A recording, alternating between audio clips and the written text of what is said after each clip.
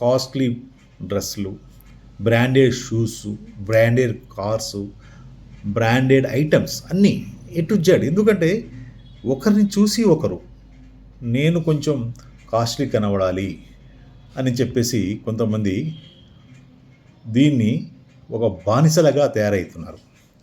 So మనం ఏంటి, మన పొజిషన్ ఏంటి అని చూడకుండా చాలామంది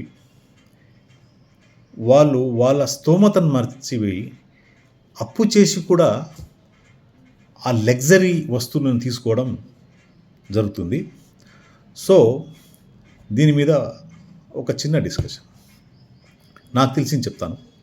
ఇది ఎవరిని నేను కించపరచడానికి కాదు, ఎవరిని కాదు. సో సమాజంలో జరుగుతున్న వాటికి చెప్తున్నాను. లగ్జరీ వస్తువులకి బానిస అవుతున్న మిడిల్ క్లాస్.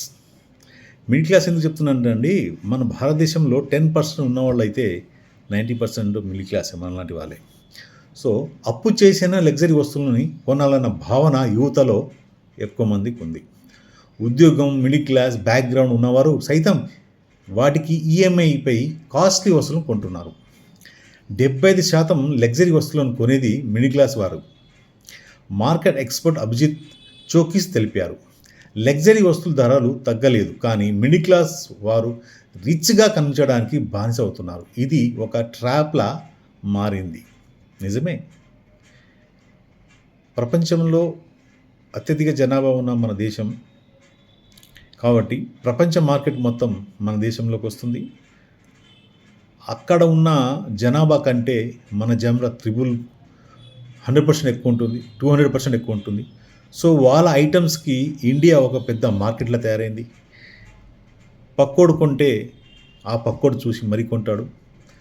సో మనల్ని డబ్బు సంపాదించుకోకుండా, డబ్బులు దాచిపెట్టకుండా ఈ లగ్జరీ ఐటమ్స్కి వీళ్ళు బానిస చేస్తున్నారు. సో డియర్ ఫ్రెండ్స్,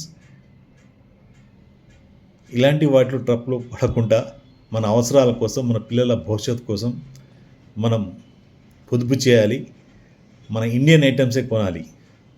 లగ్జరీల వైపు పోయి పులిని చూసి నక్క వాత పెట్టుకున్నట్టు కాకూడదని ఈ వీడియో ఉద్దేశం. సో ఈ వీడియో కనుక మీకు నచ్చితే ఫార్వర్డ్ చేసి లైక్ చేయండి, సబ్స్క్రైబ్ చేయడం